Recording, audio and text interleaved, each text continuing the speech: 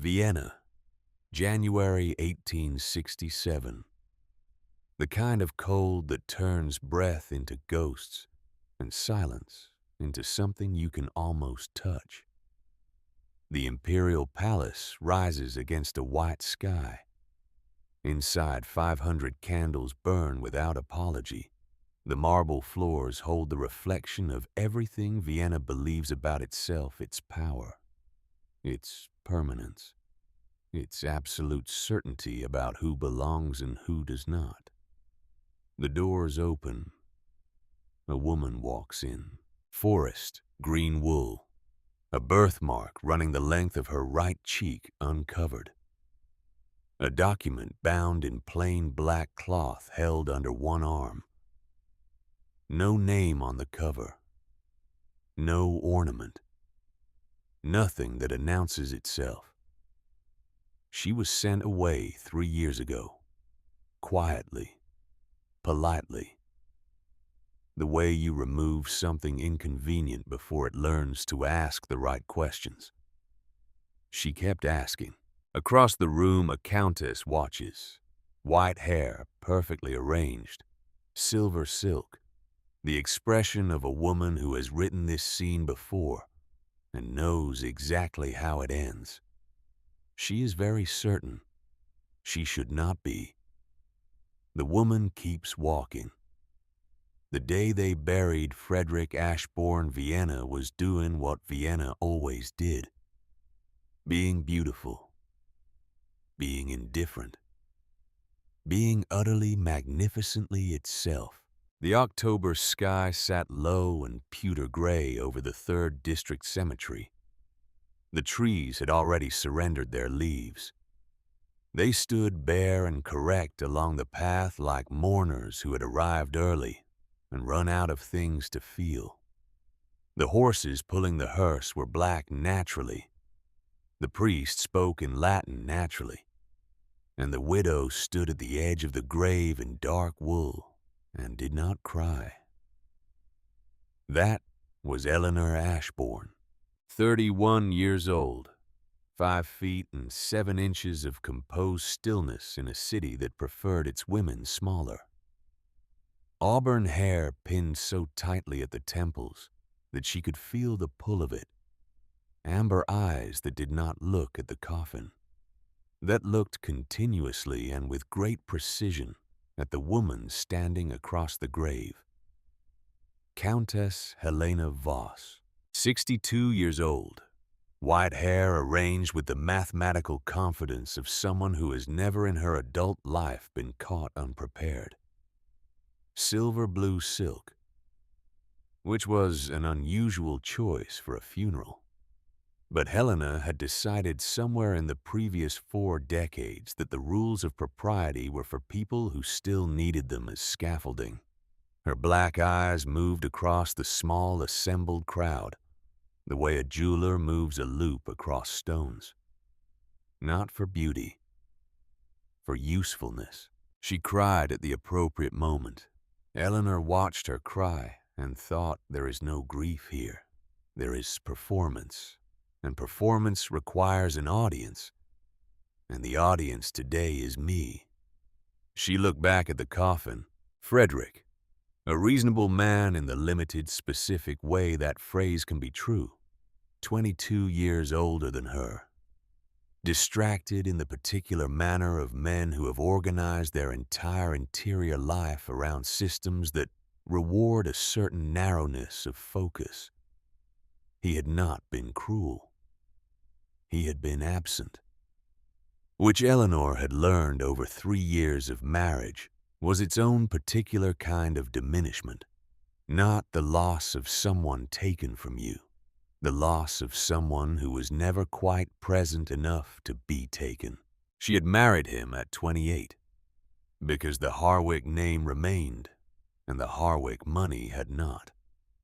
And Frederick Ashbourne had the estate, and the title and the social architecture that a woman without alternatives needs, the way a climbing plant needs something to grow against. She had understood the exchange. She had accepted it without illusion. She had even found in certain small domestic moments something she could honestly call warmth. Then his heart had given way in January. The doctor, a man named Brower, recommended, as it happened by Helena, prescribed a regimen of rest and specific medicines that Frederick followed precisely, and still declined. 4 weeks. Just gone. And now the dirt was falling, and Helena Voss was already moving. Eleanor noticed it within the week. Not a dramatic shift. A river does not announce when it changes course. You notice weeks later that the water has been going somewhere different. Quietly. With purpose. While you were looking at something else. Helena had always been the woman people leaned toward. She spoke at a volume that required her listeners to incline forward slightly. That small, barely visible bow of the head and shoulders that is itself a kind of surrender. Helena collected those surrenders the way other women collected cameos, without appearing to try, without ever acknowledging what she was doing. But now the leaning was about Eleanor. Eleanor heard it in pieces. Window seats and bookshelf positions were her education. She had learned growing up in a family where every social occasion was a survival exercise to position herself in rooms like a chess piece. Present, functional, overlooked. And so she heard the sentences people were not directing at her. The poor dear, and with no children to anchor her. That mark on her cheek. I've always felt such sympathy. These things do make social navigation so much more. Frederick's death was a shock, of course, but, she never quite settled into Viennese life, did she? There was always something slightly. That was Helena's sharpest instrument. It did the most damage with the least evidence. Slightly unstable. Slightly inappropriate. Slightly unsuited to the demands of her position. 5 conversations. 2 weeks. 5 different drawing rooms. And Eleanor understood a story was being built. About her. Without her. With great skill and no fingerprints, and the particular violence of a smile deployed as a blade. She was being erased. Not dramatically. Not in any way that could be pointed to and named. With concern. With the perfectly maintained fingernails of a woman who had been wielding social power for 40 years and had developed over those 40 years a near-surgical precision in its application. Eleanor went home after the 5th overheard conversation and sat for a long time in Frederick's study. She did not panic. She thought. She thought about the account books she had tried in the last 6 months of his life to understand. The ones that did not quite add up in a way she could not precisely locate. She thought about the locked drawer in Frederick's desk. The key she had not found. She thought about the expression on Thomas Brandt's face, the one time she had casually asked to see the Brunwald estate records. Not alarm. Something slightly too smooth. There was that word again. Slightly. She opened Frederick's desk. Began again to look for the key. Did not find it. Not yet. But she understood now with a certainty that had not been there before that there was something in that drawer worth the lock.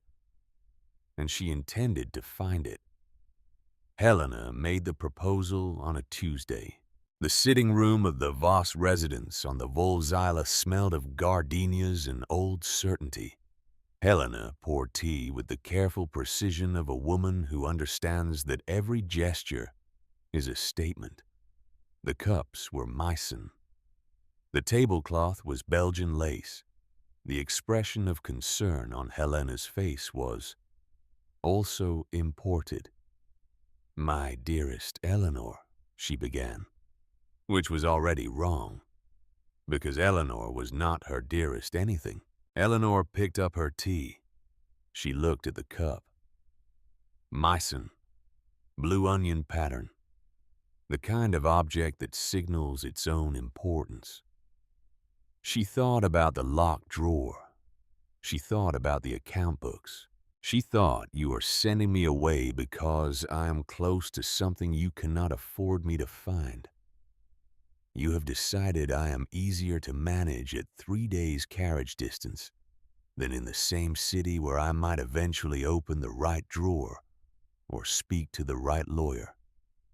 You are wrapping this in concern because you have spent 60 years converting your intentions into music, and you expect me to hear only the melody."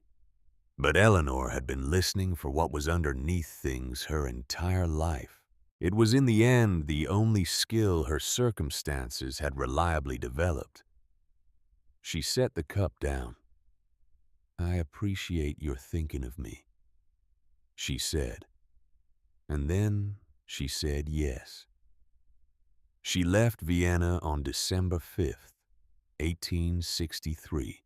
2 trunks, a crate of books, the kinds that do not comfort but teach.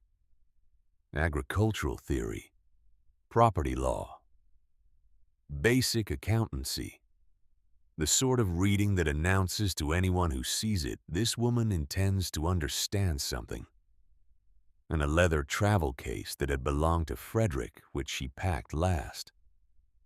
Found tucked into its satin lining a small handkerchief, dark blue silk, his initials monogrammed in the corner. And inside the handkerchief, as if placed there for safekeeping, and then forgotten in the particular way that things get forgotten when a person runs out of time, a small brass key. She looked at it for a moment. She packed it. She climbed into the carriage. She did not look back at Vienna as they pulled away, not because she was above sentiment, because she was already thinking forward. 3 days, 55 years old, balding, competent in the way of men who have spent long careers in administrative positions, reliable on surfaces, protective of depths. He smiled when she stepped from the carriage. The smile of someone who has prepared one. "Lady Ashbourne, welcome to Brunwald." She looked at the house, then at him. "What state are the accounts in?" A pause. "Fractional. The kind most people would not notice." Eleanor noticed everything. "Perhaps after you've had time to settle." "The accounts," she said again. Not louder, just more precisely. The accounts were a disaster. She spent the first evening at the dining table with 3 oil lamps and 6 years of records, and worked through them until 2 in the morning while Thomas hovered, and she sent him to bed. Debt to 4 suppliers. 3 years accumulated in some cases. Salaries owed to workers who had Thomas mentioned this with the weather event tone of someone reporting a thing that happened rather than a thing anyone caused, largely left. Contracts renegotiated 2 years ago at terms so unfavorable they required either extraordinary incompetence or something else entirely to explain. The eastern fields, which the older records suggested should be among the most productive on the property, had yielded almost nothing for 6 years because the drainage was wrong, and had apparently been wrong for 6 years without anyone determining this was worth fixing. She went through every page. Thomas hovered. She sent him to bed. She stayed until 2. And then she thought, looking at the numbers in the lamplight. Helena managed the central accounts. These field revenues were reported upward to Helena. And these numbers did not match anything a reasonably managed estate should produce. She filed the thought. Not yet. Not yet. She went to sleep. Got up at 5:30 because there was no version of fixing this that involved sleeping later than 5:30. The first winter was the hardest thing Eleanor Ashbourne had done. Not the cold, though the cold was serious. 3 wood-burning stoves for a house that had been built to require 7. Mornings where the water in the washing basin had a skin of ice. She broke with her knuckle before she could wash her face. Drafts that moved through the East Corridor with the confidence of permanent residents. Not the work, though. The work was unending. It was the sensation of moving in a language she did not yet speak.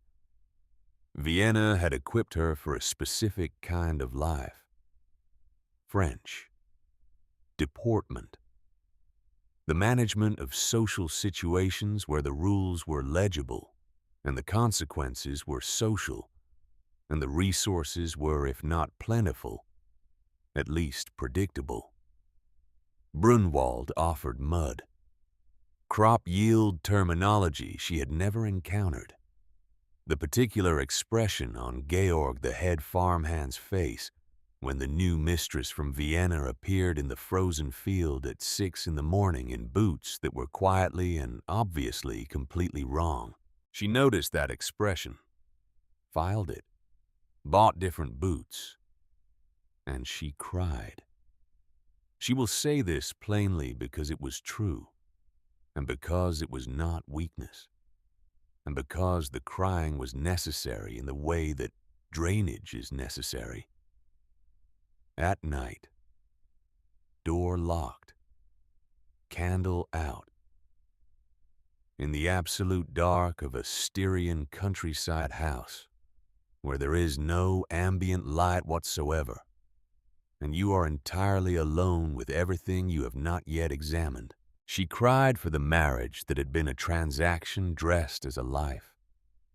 She cried for the children she had wanted and not had. She cried for Frederick, not the man he was exactly, but the gap between what they had been to each other and what might have existed if more things had been different. She cried for Vienna, which had not been good to her but had been known. And there is a specific grief in losing what was familiar, even when it was never kind. She cried for herself, which was perhaps the hardest thing to allow, and also the most necessary. She cried. Then she stopped. Then she started asking questions. The question that changed everything was about barley. Specifically, why was the northern slope planted with barley when every soil indicator she had read about in the agricultural text she had brought from Vienna suggested rye would perform significantly better in those exact drainage conditions? She asked Thomas first. Thomas said something about tradition. Tradition, which is what people say when they mean I do not know. And I would prefer you stop asking. She asked Georg. Georg started to give her a short answer because short answers were what Georg had been trained to expect was appropriate. But Eleanor asked a follow-up question that indicated she had been listening, not performing the listening, actually doing it. And Georg recalibrated slightly and gave her a longer answer, and then mentioned at the end, almost as an afterthought, that if she really wanted to understand what Brunwald's land was capable of, she should probably talk to Marta. Marta said Eleanor. Marta Heil said Georg. Delivers eggs twice a week. Knows every inch of this valley. Her father worked this estate for 22 years. Marta Heil arrived on a Wednesday morning with 16 eggs and absolutely no interest in impressing anyone. 43 years old. Compact in the manner of someone who has done outdoor physical work for decades. Not elegant, but nothing wasted. The kind of face that shows both weather and thought, which is rarer than it sounds. She set the eggs on the kitchen table, looked at Eleanor the way she looked at everything, directly. "You're the new one from Vienna." "I am," said Eleanor. "You've sorted the boot situation. The previous pair is on the porch. They won't improve with weather exposure." A pause, not awkward, efficient. "Was there something you wanted to ask, or are we going to talk around it for a while?" Eleanor stopped and felt for the first time since arriving in Brunwald something that might eventually become amusement. "The northern slope," she said. "Barley or rye?" Marta looked at her, then sat down. Without being invited, which was also not Vienna. And she talked for 11 minutes about the drainage characteristics of that particular hillside, about water table behavior in March, about root depth requirements of barley versus rye, about the decision made at some point by someone who had clearly never walked that hillside in early spring, when you can feel the water table pushing up through the soles of your boots to plant barley which continued to be made every year after that, by people who trusted the decision of the person who had made the first decision, which is how agricultural mistakes compound themselves over generations. Eleanor took notes. Marta watched her take notes. And something passed between them in that kitchen. Not friendship. Something that precedes it. Something closer to the specific recognition of one person who has spent their life being spoken at, rather than spoken to, recognizing the same experience in another. Marta looked at the notebook. "You're actually writing it down. Did you think I wouldn't? Most people from Vienna ask questions and then do what they were going to do anyway." A pause. "It's a kind of theater." "I'm not from Vienna in any way that matters," said Eleanor. "I just lived there." Marta considered this for a moment, picked up her empty egg basket. "I know a man in the next valley who does drainage work," she said. "Good work. When you're ready for the east field." "I'd like his name," said Eleanor. "Give it a few weeks," said Marta. "See if you're still here." She was still there. February map of the problems. March priorities established. Most urgent debts cleared. A payment schedule for the rest that the suppliers accepted because Eleanor had made it clear in the negotiations that she understood exactly what the contract terms said and would continue understanding them going forward. Which was in business as in social situations sufficient to change the temperature of a room. The workers who had left too came back, not because of sentiment, because Marta had not as advocacy, but as fact-stating mentioned to certain people that things at Brunwald were different now. The word she used apparently was different. Not better yet, just different. Worth seeing. In the granary barn on Saturday mornings, Eleanor began teaching the farmhands' children reading and arithmetic. 6 children the first week, then 9, then 14. She did not make speeches about the importance of education. She simply appeared at the barn on Saturday with chalk and a board, and the assumption that the children would find it interesting. They did. Marta began sitting in on Saturdays, not as a student, as someone who mentioned once that she liked the way Eleanor taught, specifically without assuming the children already knew they were worth teaching. "My father used to say," Marta said one morning as they walked the east field in early spring, "the worst kind of ignorance is the kind a person has been taught to expect from themselves." Eleanor stopped walking, wrote it in the notebook.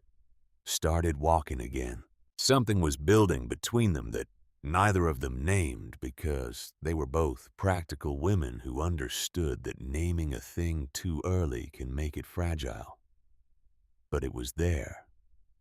In the field checks, in the Saturday barn sessions, in the way Marta increasingly said what she thought, without the 5-second delay of calculating how it would be received.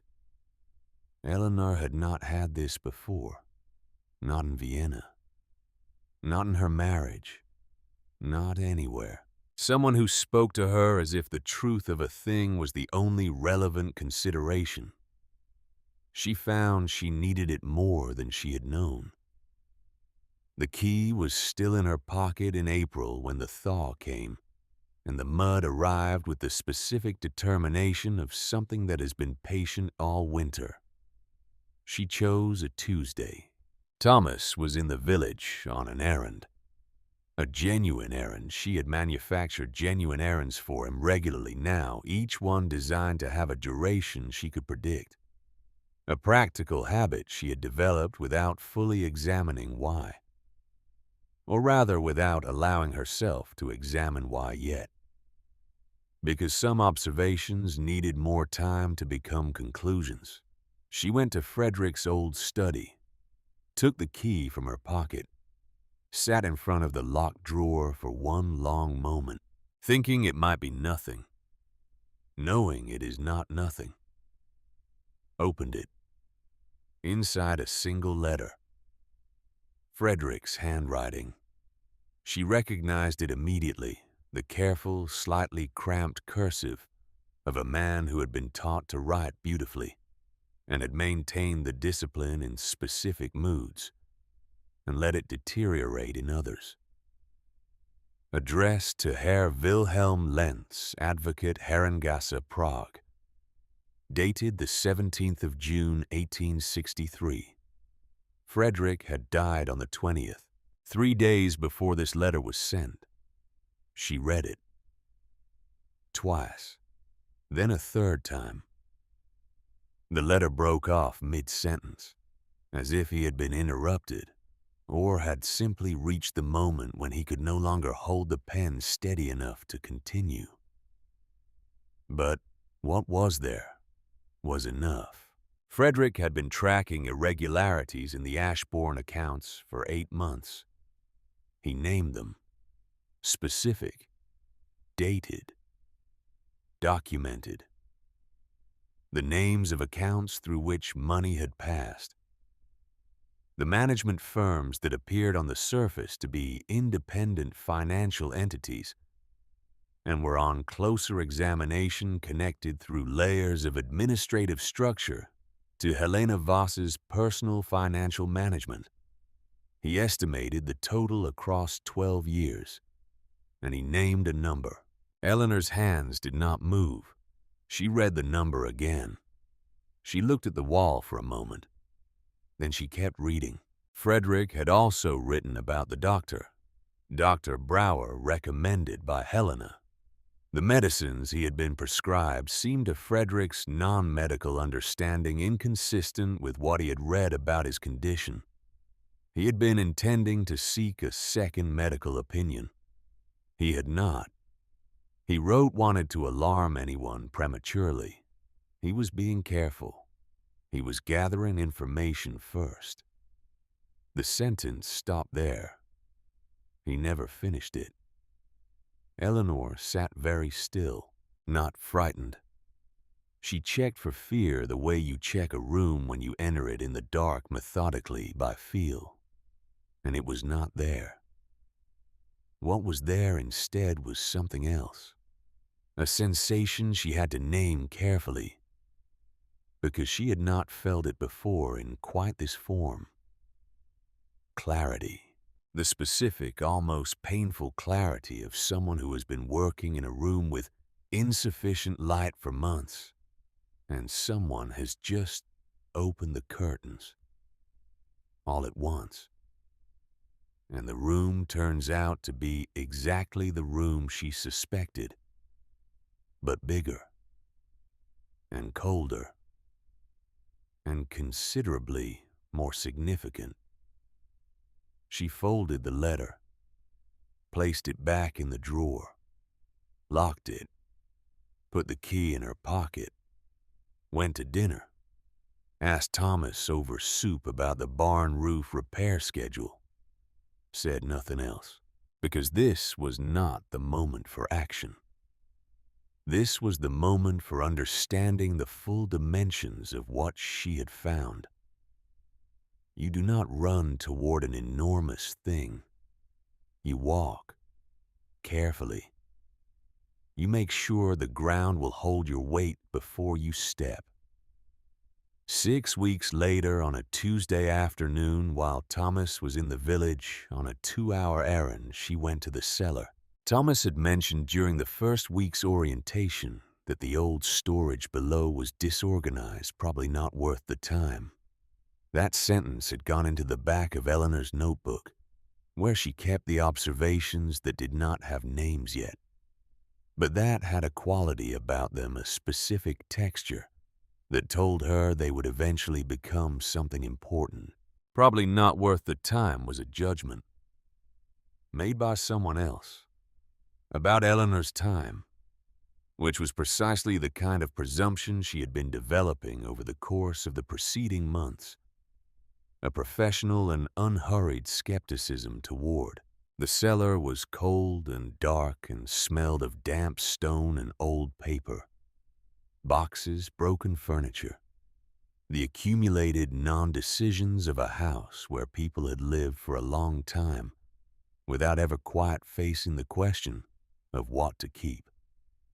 She worked methodically from front to back, behind a collapsed shelving unit, the kind of collapse that can happen naturally over time or can be encouraged to look that way.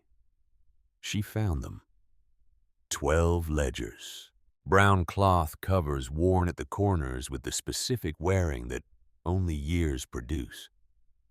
She lifted the first one carefully, opened it, and read in handwriting that was even and careful, and entirely confident in its own importance, property of J. Hiles Stewart, Brunwald Estate from the year of our Lord 1847. She sat down on a crate. In the dark, in the cold. Hile, Marta's father. She opened the first ledger, then the second, then the third. She carried them upstairs 2 at a time. Johann Hile had been a man who believed that facts were sacred. Every page of every ledger said so. Revenue by field, by season, by crop type. Expenditure itemized into labor materials, maintenance, transport. Year-over-year comparisons. Margin notes about anomalies, a flood year, a blight, a harvest that overperformed, and why. The record-keeping of someone who understood that information is not merely useful. It is entrusted. It has weight. It must be handled accordingly. 22 years. Eleanor went through them over 3 nights, cross-referenced against the official Ashbourne accounts as reported to Vienna, against what she had found when she arrived in December, with 3 oil lamps and 6 years of records that did not add up to anything honest. She checked 3 times, because certainty of this kind required triple confirmation. What the Hile ledgers showed was this. Brunwald had been reliably, solidly, consistently productive for 15 years. Not spectacular, but real. The performance of an estate where someone was paying honest attention and the land was responding accordingly. That revenue had been reported to the Ashbourne Central Accounts, managed by Helena Voss, at figures substantially below what Johann Hile had actually recorded. Not rounding variance, not administrative difference. A pattern, deliberate, sustained. running quietly for over a decade through the accounting structures of an estate whose widow was now sitting at the dining table with 5 oil lamps burning past midnight.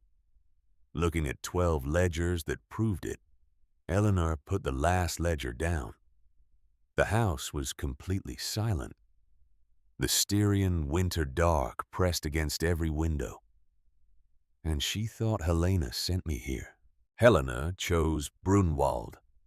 Helena arranged this exile.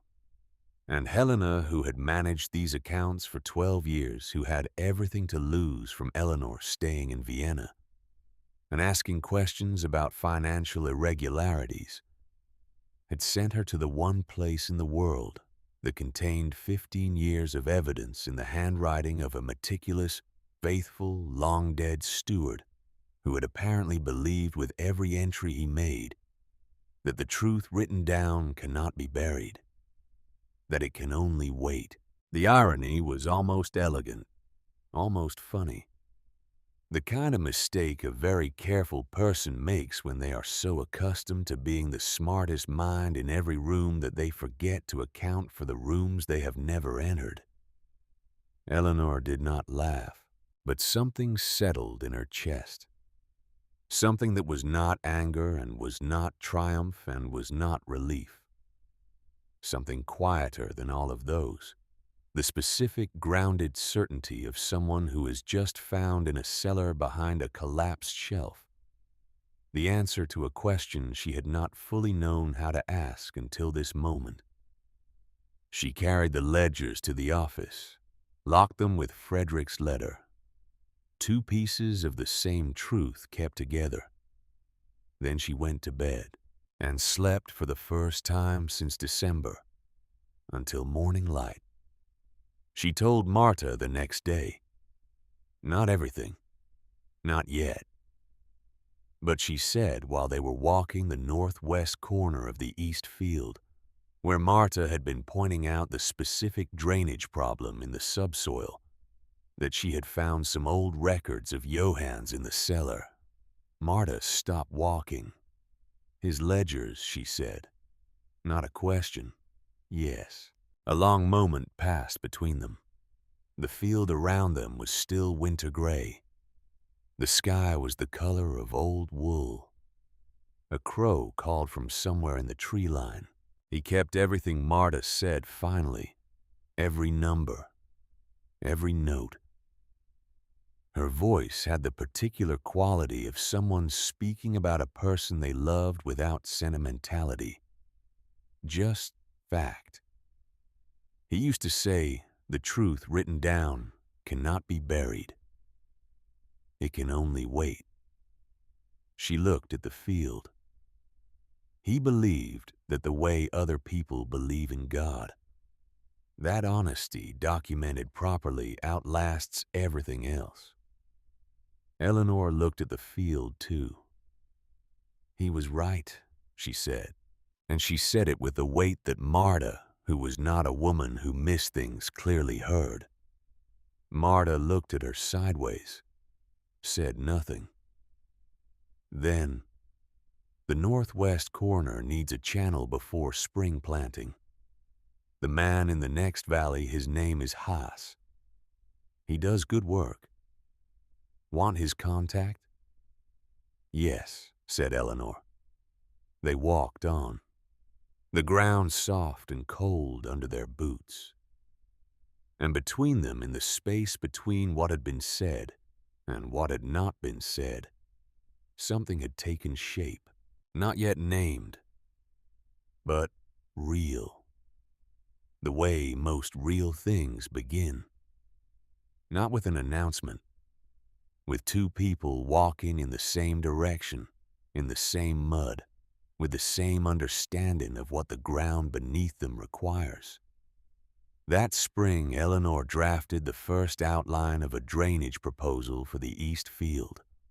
The Saturday barn school had 18 children now. She filed new observations about Thomas Brandt in the back of the locked notebook. Still unnamed. Still accumulating. The way clouds accumulate before weather, not dramatically, just steadily until the sky is a different sky than the one you were standing under this morning. She did not open the locked drawer again. She did not move the ledgers. She did not write to the lawyer in Prague, because she understood something now that she had not understood fully when she arrived. That what she was building in this valley, in this house, in this carefully maintained silence, needed to be built until it could not be dismantled. A case so complete, so cross-referenced, so sourced from records she had not created, and could not be accused of having manufactured, that no one in any imperial court would have room to question it. And that takes time. She knew this the way she knew the East Field, by walking it, by pressing her heel into the ground and feeling what the soil required, by understanding that you do not rush things that need to hold weight.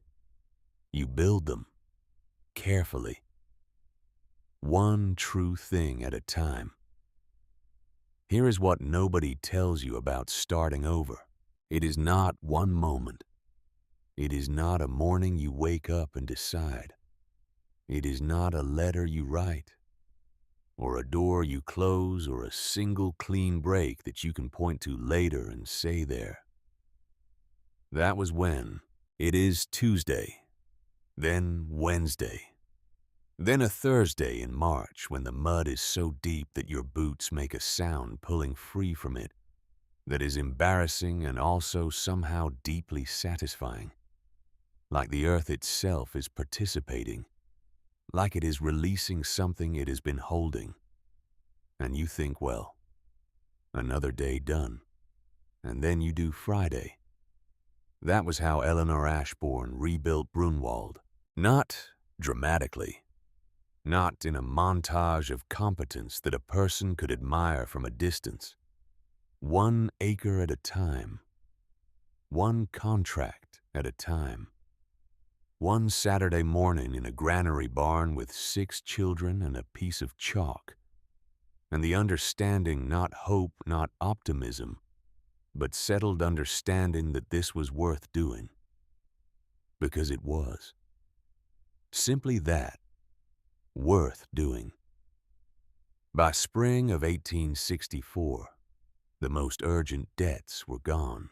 By summer, the Eastfield drainage project had begun. Hass from the next valley turned out to be everything Marta had indicated, which was that he did good work and charged honestly, and would not pretend a simpler solution would do, when the actual solution was more expensive. Eleanor appreciated people who would not pretend. She had encountered too few of them. She studied the drainage plans with him every Thursday, asked questions that he initially answered with the particular patience of a craftsman explaining to a client. Then, by the 4th week, answered with something different. The slightly adjusted posture of a man who has realized the person across from him is not asking client questions, is asking engineer questions, is asking questions that indicate she has read the relevant literature and thought about it, and is now probing for the specific gap between what the literature describes and what the actual ground requires, which was not what he expected from anyone, let alone. He did not say that part. He was a tactful man, but Eleanor could read rooms. She could certainly read fields. The Saturday barn school had 18 children by midsummer, then 23. The problem with teaching children to read, Eleanor discovered, is that they tell other children. Who tell their parents? Who mention it to the next farm over? And suddenly you have a waiting list for a barn school in Styria, and you need a second board, and more chalk, and a system. She made a system. Marta started staying for the full session, not because she had nothing else to do, Because she said once watching Eleanor correct a 9-year-old girl's arithmetic with a precision that managed to be both exact and kind that she had never seen a person so certain that a child's attention was worth treating seriously. Most people, Marta said, teach children the way they handle stray cats, with one hand. Eleanor looked up from the board. What does that mean? Means you're always ready to withdraw the other one, in case they scratch, or run, or need more than you plan to give. Marta looked at Rosa, the 9-year-old who was now correcting her own arithmetic with focused intensity. You don't do that. Eleanor looked at Rosa too. She's going to be better at numbers than I am in 4 years, she said. 5, I think, said Marta. She's stubborn. I said better. Not faster. Marta smiled, which for Marta was the equivalent of another person laughing. The notebooks grew, not just accounting. Eleanor had begun by the 2nd year a methodology she could not have named properly, because she had invented it out of necessity and had no frame of reference for whether it was ordinary or not. Soil observation records, weather patterns mapped against yield variations, planting decisions documented with the reasoning behind each one, so that a year later she could return to the page and see whether the reasoning had held, and if it had not, understand why. Every decision she made, with the working behind it. Because the only way she knew to teach herself was to write down what she was thinking while she thought it, and then check it against reality and then adjust. It was the agricultural equivalent of auditing yourself, which, given how she had arrived at Brunwald, seemed appropriate. By the 3rd year, she had 4 thick notebooks filled. By summer of 1866, she had 6. The system had become, without her intending this, a comprehensive record of how to manage this specific valley's specific land in its specific climate through its specific variations, not theory. Observe practice, documented, sourced, correctable. Thomas Brandt, who managed the day-to-day operations she delegated, was efficient and cooperative and had a quality she had been watching for almost 2 years now without fully naming. He was too smooth in certain moments. The moments when she mentioned things she had not discussed with anyone else, and then the same things approximate, filtered through one layer of simplification, appeared in patterns of behavior or decision she could not account for. Small things.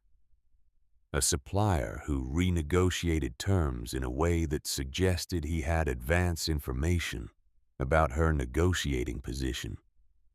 A buyer who showed up 2 weeks earlier than she had announced he would, as if someone had given him a different timeline. Individual instances explainable. Pattern of instances something else. She filed the observations. 3rd section of the notebook. Locked. Not yet. Not until she could see the full shape. Casimir Aldrin arrived on a Tuesday morning in September of 1866. She heard the horse before she saw it. She was on the east field with Haas, reviewing the final phase of the drainage channel. A secondary branch whose angle she believed had been miscalculated by 3 degrees, which Haas was maintaining with professional dignity was more like 2. This was a conversation they had been having productively for 10 minutes. The horse came up the main road. She did not look up. She finished the conversation, made the note, handed Haas back his survey paper. Then she turned. He had already dismounted, which was the first thing she noticed. Most men of ministerial rank, and she could see from across the courtyard that this was what he was. It was in the coat and the posture and the particular quality of stillness stayed on their horses until someone came to them. As a declaration of relative status, as the micro-architecture of hierarchy. He had just gotten down, 40 years old, broad-shouldered in a charcoal wool travel coat that had been worn on actual journeys and had the honest wear to prove it. The posture was military, not the performance of military bearing the bone-deep product of someone trained young, and then tempered by something that had nothing to do with parade grounds. A slight asymmetry in his stride across the courtyard, a leftward compensation he had clearly worked to minimize, did not quite work on uneven terrain. Dark hair, silver already committed at the temples not dabbling, gray-green eyes that moved across the field the way her eyes moved across account books, assessing actual content, not decorative surface. He found her among the workers, came directly. Lady Ashbourne. The voice was low, economic. No flourishes. Casimir Aldrin, Ministry of Imperial Properties. I've been designated for the routine inspection of this estate. Eleanor looked at him, then looked back at her notebook, wrote a final notation and closed it. The inspection was due 3 years ago, she said. A pause, not defensive. Recalibrating. Correct, he said. I can explain the delay after midday. She picked up her survey sheet. You're welcome to wait at the house or observe the work here. Another pause, slightly longer. I'll observe, he said, if that's no inconvenience.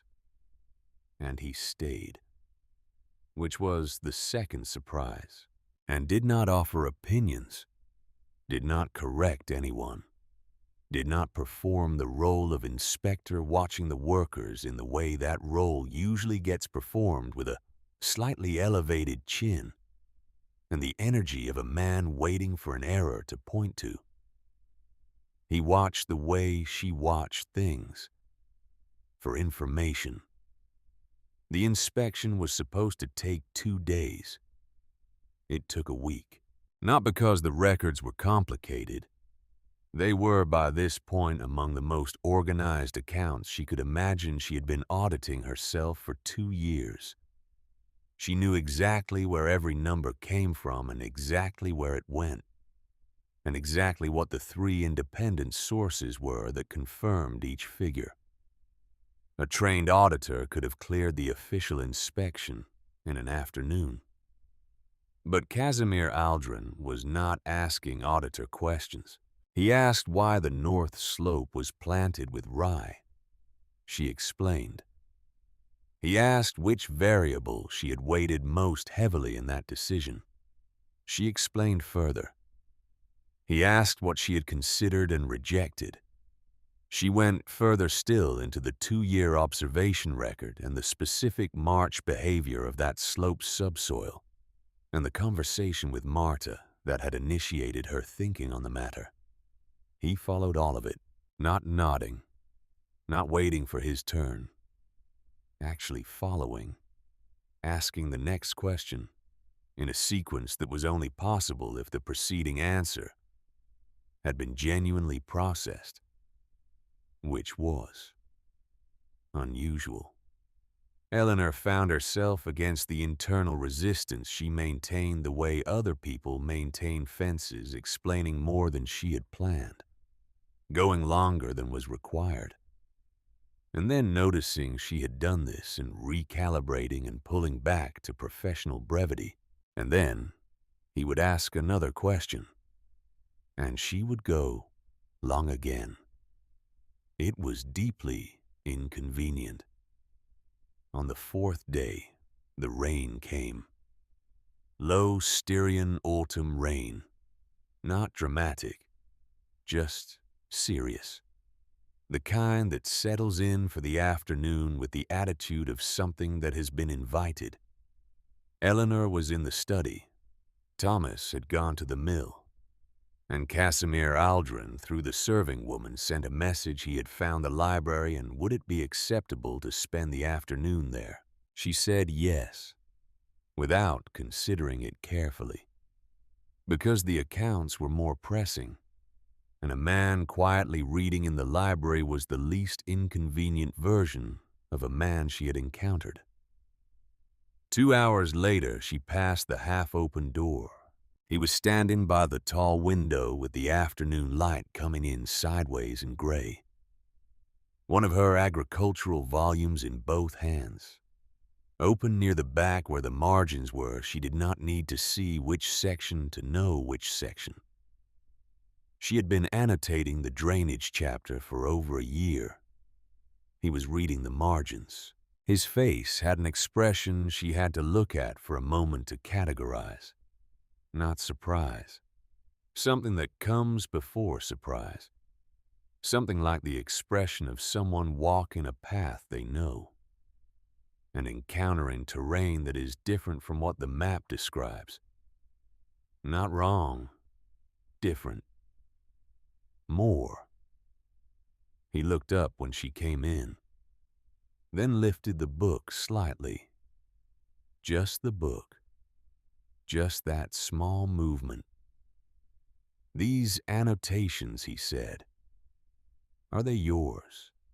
Not quite a question. He already knew.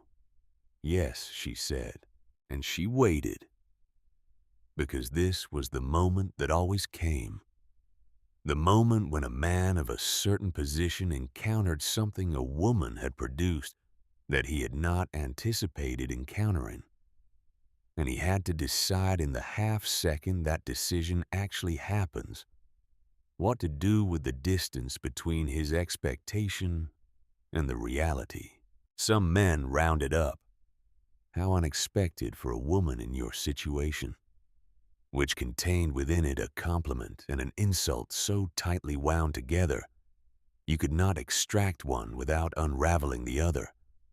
Some men rounded down, ignored what they had seen, asked something else, moved on, as if the mismatch between expectation and evidence were a social irregularity best overlooked. Casimir Aldrin did neither. He looked at the open page for a moment longer. Then he said, "You should have published this. 5 words, no ceremony, no performance, no visible awareness that he was saying something she might need to hear, or that he might be doing something generous. Just the statement of a fact as he saw it. You should have published this." Eleanor turned her face slightly. Not to hide tears, she was not gonna cry. She was 33 years old and had made extensive practice of not crying in front of people who had not earned it. But because the armor had taken a hit in a place she had not armored properly, 5 words without intent to wound are sometimes more accurate than 500 aimed deliberately, because they go where the gaps are. She turned back.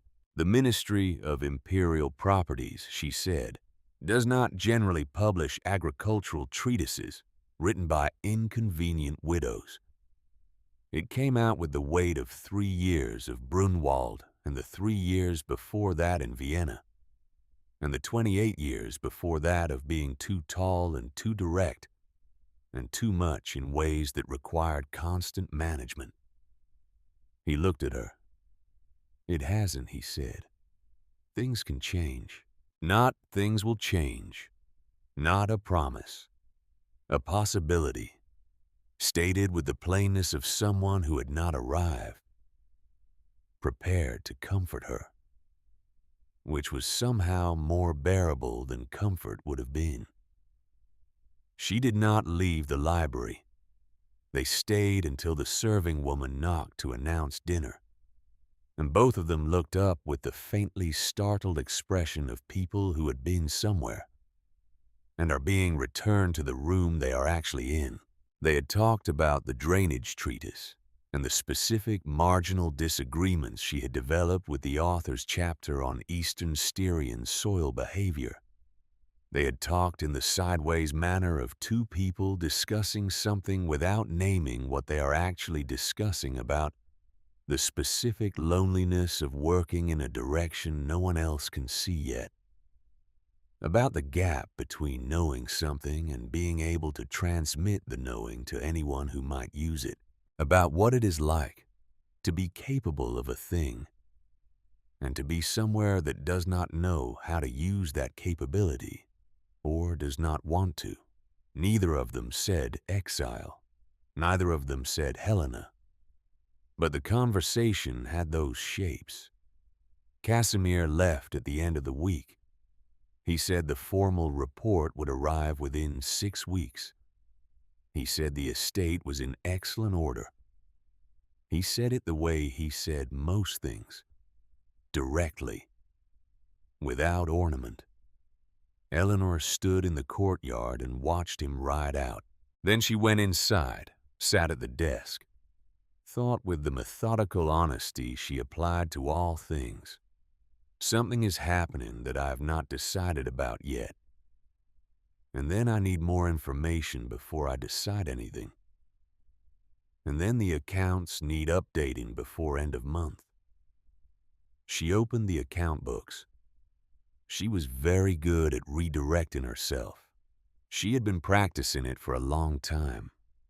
The letters started within a month, formally. The way these things begin. Clarifications required for the ministerial report. Requests for 3 years of yield comparison data in a specific format.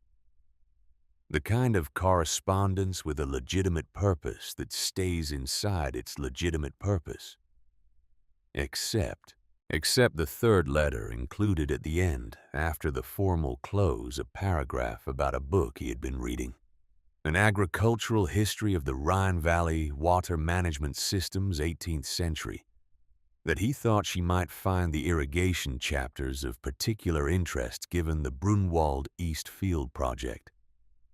Eleanor read that paragraph twice, then wrote a response about the formal data he had requested. At the end, after the formal close, she wrote a paragraph about the Rhine Valley book and what she had actually found more interesting, which was the appendix which most people apparently did not read, and which contained the case study that undermined the entire central argument of Chapter 6. His response arrived in 12 days. He had read the appendix, of course he had, and had a different interpretation of the case study, which he articulated clearly, without the elaborate hedging that people use when they are uncertain whether the person they are writing to can handle a direct disagreement. She wrote back, disagreed with his interpretation, explained why. He disagreed with her disagreement. She disagreed with that. This went on for 3 more exchanges, until they reached what was essentially the same conclusion from opposite directions, which they both acknowledged in the same letter, his arriving the same day as hers, which required a moment of standing in the hall, holding 2 letters and feeling for the first time, in a long time, something uncomplicated, something like amusement. She put both letters in the locked drawer, on top of Frederick's letter, and the observations about Thomas, and did not examine why she was keeping them there. It was Marta who named the thing Eleanor had been watching without naming. They were in the barn one October evening after the Saturday school stacking chalk and rearranging benches. The children had gone. It was nearly dark outside. The barn had the particular warmth of a space that has been occupied recently by many small bodies. My father said Marta, not out of nowhere, out of the middle of a thought she had been having while they stacked benches. He kept those ledgers because he believed something. Eleanor set down a bench. Believed what? Marta picked up the chalk box. That a thing written down honestly cannot be destroyed. It can be hidden, can be locked in a cellar under a collapsed shelf, can be there for 17 years, with no one looking at it. She put the box on the shelf. But it does not stop being true. It waits, patient as rock. The barn was very quiet. Outside, wind moved through the tree line. When he wrote those ledgers, every entry he used to say, "I am writing this for the day when someone needs to know." He did not know who. He did not know when. She looked at the shelf where the chalk box sat. He just trusted the truth to find its moment. Eleanor had been looking at the floor. She looked up now, and in Marta's face, which was not a dramatic face, not an expressive face in the usual way, but a face she had learned to read over almost 3 years of walking this valley together, she saw something, not grief, something older than grief. The clear-eyed love of someone who has sorted through a loss and kept what was real and released what was not. "He was right," said Eleanor, quietly. "He was usually right," said Marta. "About the land, about numbers, about people mostly." A pause. "He was wrong about my brother, but that's a story for another evening." Eleanor almost laughed. Marta looked at her sideways. The inspector. What about him? He asked good questions. He did. Marta picked up a broom, began sweeping.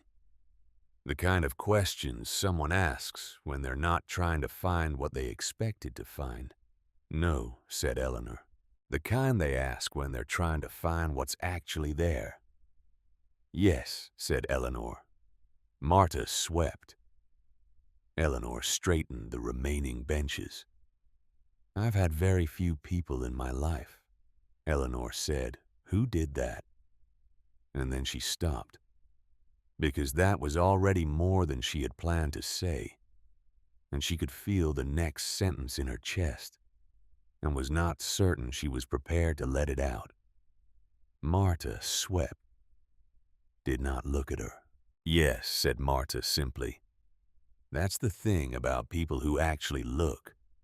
They're rarer than they should be. And when you find one, it's..." She paused, considered, resumed sweeping. "Interesting." Interesting. Eleanor stood in the warm barn in the October dark and thought, yes, that is perhaps the safest word for it. Interesting. 3 months after Casimir's inspection, Eleanor was walking the northwest fence line with Marta on a cold, clear morning when Marta mentioned a court case. Not dramatically, not as a subject, as a sentence that arrived in the middle of something else.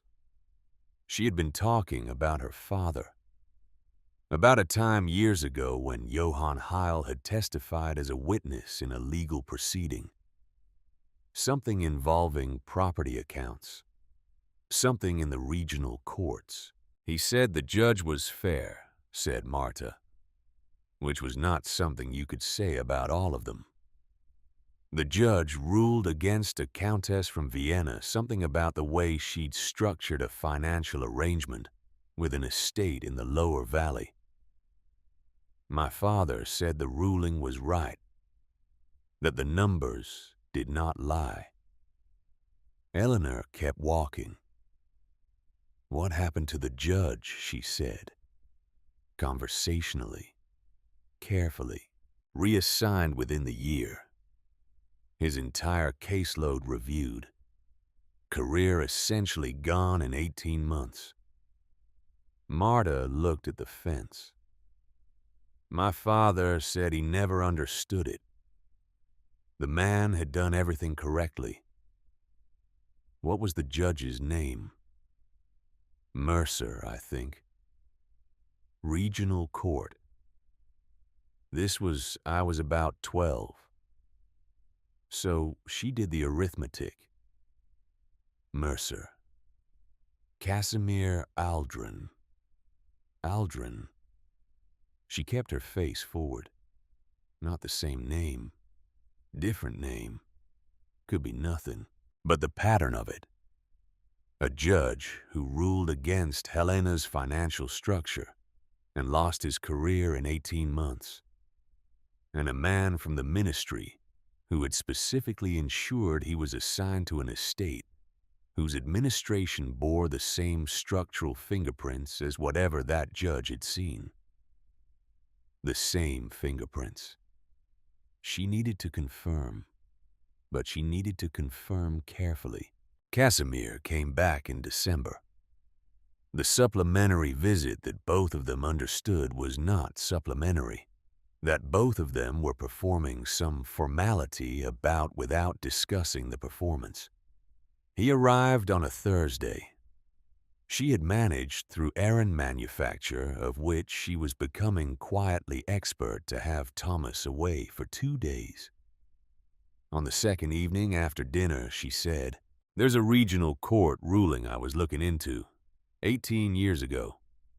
Property trust management. Something about a financial arrangement being structured specifically to obscure the origin of funds." He was still. Which case, he said. She gave the year, the lower court, the basic subject. He said nothing. She watched his face. The thing that happened there was not emotion in the usual surface sense. It was something deeper. A recalibration at the level of the architecture. A man who has kept something very controlled for a very long time and is suddenly in a room where the structure he controls it within is no longer quite the right shape. My father, he said, made that ruling. She had expected this. Knowing something is coming does not always diminish it. He lost his position. Within 10 months, said Casimir. His case reviews were reopened. Most of his significant rulings were reversed. He retired within 2 years. He believed until he died that the ruling had been correct. A pause. He believed it was arranged. It was arranged, said Eleanor quietly. Casimir looked at her. You know by whom? I have suspected, she said, for 3 years. I have been building evidence for 2. I needed to confirm this piece. The fire had burned low between them. The room was quiet in the way that rooms are quiet when something important has just been said, and neither person has yet moved. How long, said Casimir, have you been building this case? Since I found what was locked in a cellar under a collapsed shelf, she said. 17 years of a dead man's faithful record-keeping. He sat with that for a moment. Then you have the Heil ledgers. I have Frederick's letter, too. He was going to the same lawyer you'd have told me to find. You need the current accounts, said Casimir. The Ashbourne Central Trust. The ones you can't access without ministerial authority. Yes. That requires a formal audit. Yes. Which I can initiate. Which will... Tell her something is moving, said Eleanor. Yes. But by the time she responds, you'll be ready. I need to be ready first." He looked at her, and she looked at him. And in that look was something that had been building through formal letters and supplementary visits, and an afternoon in a library with the rain coming down. Something she had been with considerable effort keeping in the third section of the locked notebook. Unnamed. Filed for later. Legitimate channels only, she said. Everything I bring has to be irrefutable. If anything becomes about method instead of evidence, he said. I understand. He did understand. That was the thing. He understood not just the words, but the shape of the reasoning under the words, because he had been sitting across from that same gap between knowing something and being able to prove it in a room where the proof would stick for 18 years. I'll initiate the audit through proper channels, he said. It will take 6 to 8 weeks to process.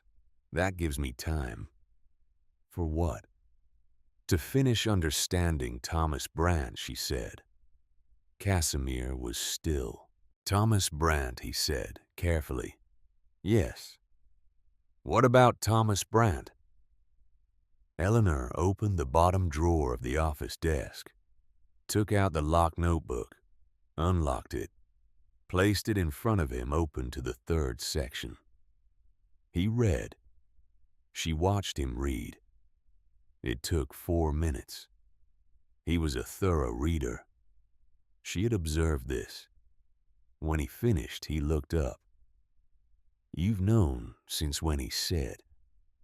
I have suspected since spring of '65. I've been certain since June of this year. That's 6 months. Yes. And you said nothing. I needed to understand the network first. If I moved on, Thomas, she would know the channel was burned and change her approach. I would lose the only clear view I had into her planning. Eleanor looked at the notebook. I also needed to confirm whether the channel extended further than Thomas. Whether there were others, and Thomas is the primary. There are 2 others at lower levels. I've mapped them. Casimir sat back, looked at her. You have been, he said, slowly writing Helena's intelligence reports for the past 6 months. I have been selecting what Thomas knows. Yes, everything she believes about the state of this investigation, I chose for her to believe. Yes. A long pause. What does she think she knows? Said Casimir. That I have recovered some estate records of limited financial significance. That I don't have a legal mechanism to act on them. That I have been mostly focused on the agricultural work and have not made the connection between the historical accounts and the current trust structure. A pause, and that I may be developing an inadvisable personal interest in a ministerial inspector. Very quiet. Casimir's expression did not change, but something underneath it did. The recalibration again, deeper this time. The last point, he said, was the most useful piece of information to control, said Eleanor. I see, said Casimir. She held his gaze. Is it true, he said. Not a question she had planned for, though she should have. She was the one who had put it on the table. She thought of the library and 5 words said without ceremony. She thought of an appendix that he had read. She thought of letters in the locked drawer that she was choosing not to examine too closely, because she could not afford the distraction yet. We can discuss that, she said, when the relevant work is done. He nodded. Once. Fair, he said. The counterattack arrived 4 weeks later, not with fanfare, not with anything that could be identified as an attack in the moment it happened. with the elegant indirection of someone who had been weaponizing social perception for 4 decades and could do it in her sleep. First signal a message to Casimir from Minister Stein, not asking about the audit, expressing delicately some institutional concern about the appearance of the inspector's extended involvement with a specific estate, suggesting that distance might be appropriate. For everyone's sake. For everyone's sake. Which means for your sake. Which means step back. Second signal a letter to a cousin of Marta's from an unidentified correspondent, asking with suspiciously specific interest about Lady Ashbourne's daily activities, her movements, her associations. Third signal a package arriving at the ministry, documents, an auditor's summary of what appeared to be systematic underreporting of Brunwald revenues, with Lady Ashbourne's name as the responsible party. Casimir came to Brunwald 4 days after the ministry package arrived, unannounced. Tuesday evening. Thomas was by design coincidence away. He sat down. Eleanor poured the evening tisane. He told her everything with the precision of a man who does not edit information when the recipient's decisions depend on its accuracy. The documents were forgeries. Eleanor knew this before he finished describing them, because she knew what the real records showed, because she had been maintaining those records with the specific intention that they be unimpeachable, because Helena had constructed the forgeries using the underreported figures as the baseline, not knowing that Eleanor had the Heil ledgers that established what the real baseline was. She does not know about the ledgers. Eleanor was still calm. The forgeries have a foundational error, she said. They use the reported revenue figures as ground truth. But I have 15 years of primary records that establish a different ground truth. Every figure they cite as evidence of underreporting is actually a figure Helena herself falsified in the central accounts. She set down the tisane cup. She is accusing me of doing the thing she did, with evidence she manufactured from the records she manipulated. Casimir looked at her for a moment. She's good, he said. She's very good, said Eleanor.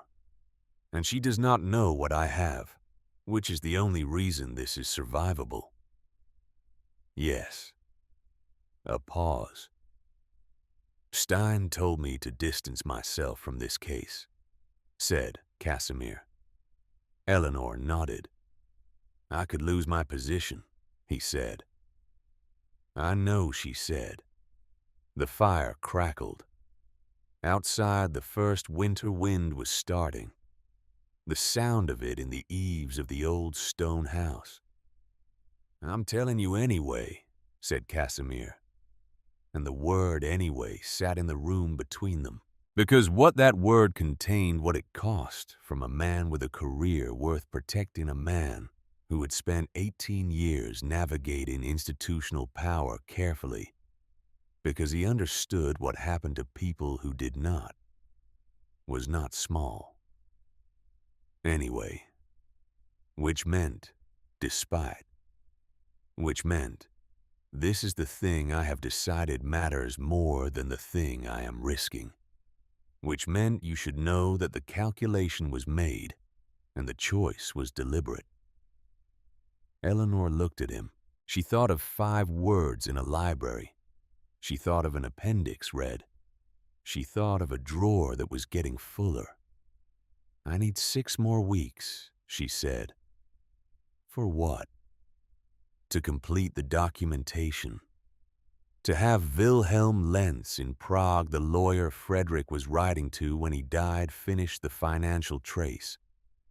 To prepare what I am going to bring to Vienna. You're going to the Emperor. The reports will reach him regardless. I would prefer to determine which ones he reads first.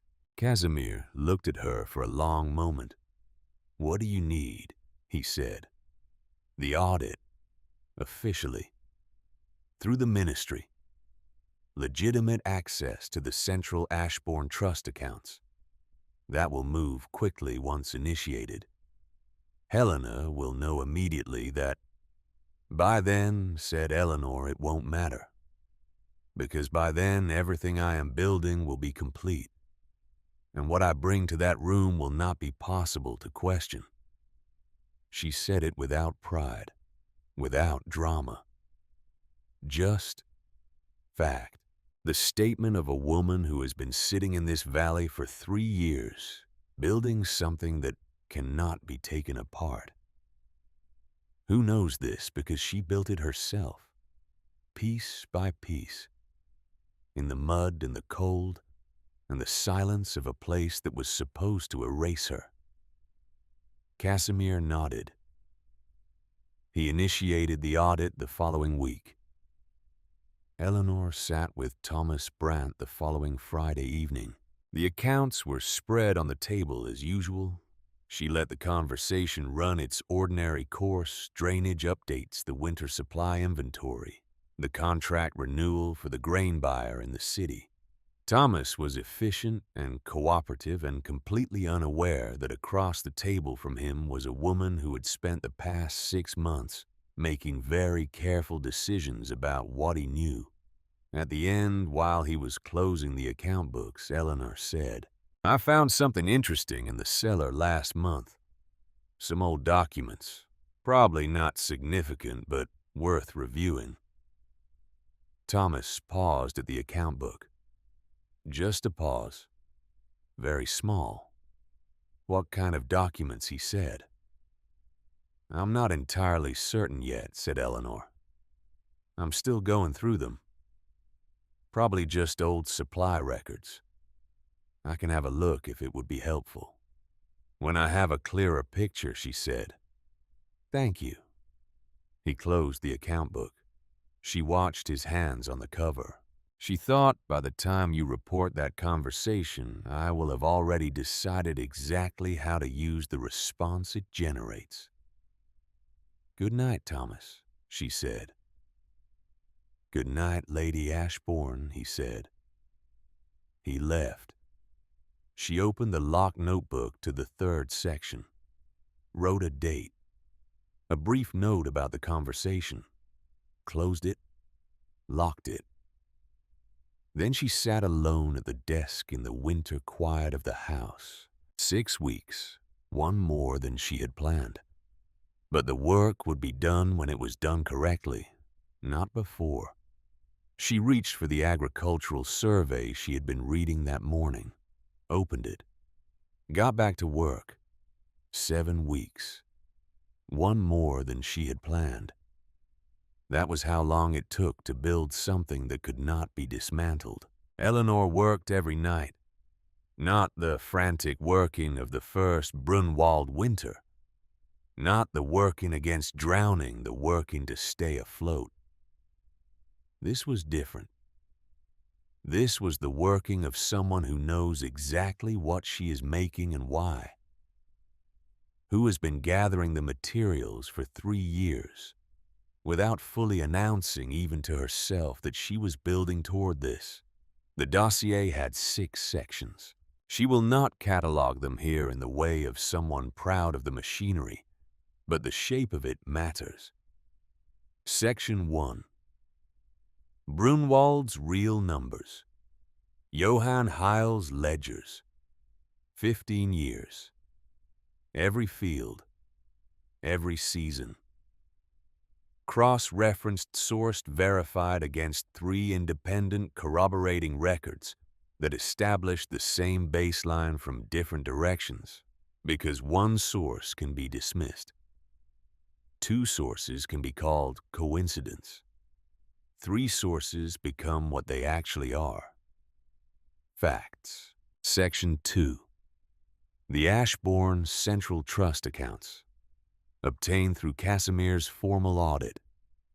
12 years of Helena Voss's management. Set beside the Heil ledgers. The gap between them rendered visible. not implied. Documented. The way a wound is documented, not for drama, for accuracy. Section 3.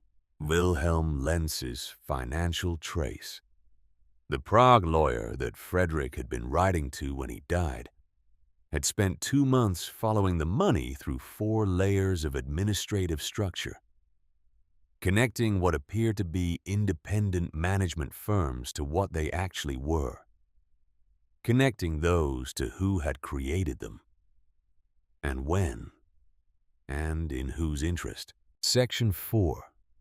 Frederick's letter, the original, authenticated by a handwriting specialist in Prague who had no connection to anyone involved, who had simply been asked, "Is this the handwriting of the man whose other documents I am providing for comparison?" and had said yes, unambiguously, yes. Section 5. Thomas Brandt. 6 months of letters, the originals, in Thomas's hand, dated, addressed. Traveling over 6 months from Brunwald to a post address in Vienna that corresponded when traced to a receiving office with one client. And beside each letter, Eleanor's notation in her smaller, precise hand. What Thomas had been given to report, what she had withheld, what she had adjusted. A 6-month record of managed intelligence. The timeline of a woman who had understood something and said nothing and used the silence productively. Section 6. The forgeries. Helena's counter-accusation documents, each one. Beside it, the original record it had been manufactured from. And in the margin in Eleanor's hand, a specific annotation. Not an argument. An error. The date that contradicted the account structure that did not exist until 2 years after the date it cited. The figure that had been taken from the falsified central accounts, rather than the real ledger baseline. The provenance that could not be established because the document it claimed to derive from had been modified before Eleanor arrived, and the modification was visible to anyone who looked at the original ink, which Eleanor had, for 3 years. The dossier had numbered pages, a full index, cross-references between sections that allowed any reader to follow any claim to its source, and from its source to its verification, without leaving the document. She had it bound in plain black cloth. No name on the cover, no ornament, no statement of its own importance, because it did not need any of those things. The truth documented properly does not need to announce itself. She spoke to Thomas Brandt on a Sunday evening in the 3rd week of December. The accounts were on the table as usual. She let the ordinary conversation run. Supply inventory, the miller's revised schedule, the winter fencing repair on the northeast corner. Thomas, as always, efficient, cooperative, completely inside the performance of a man who has nothing to hide. Eleanor had spent 2 years learning to maintain a performance of her own. She was by now very good at it.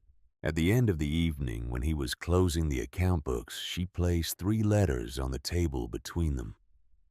His handwriting, his dates, his careful, professional reporting delivered over 6 months to a post address in Vienna.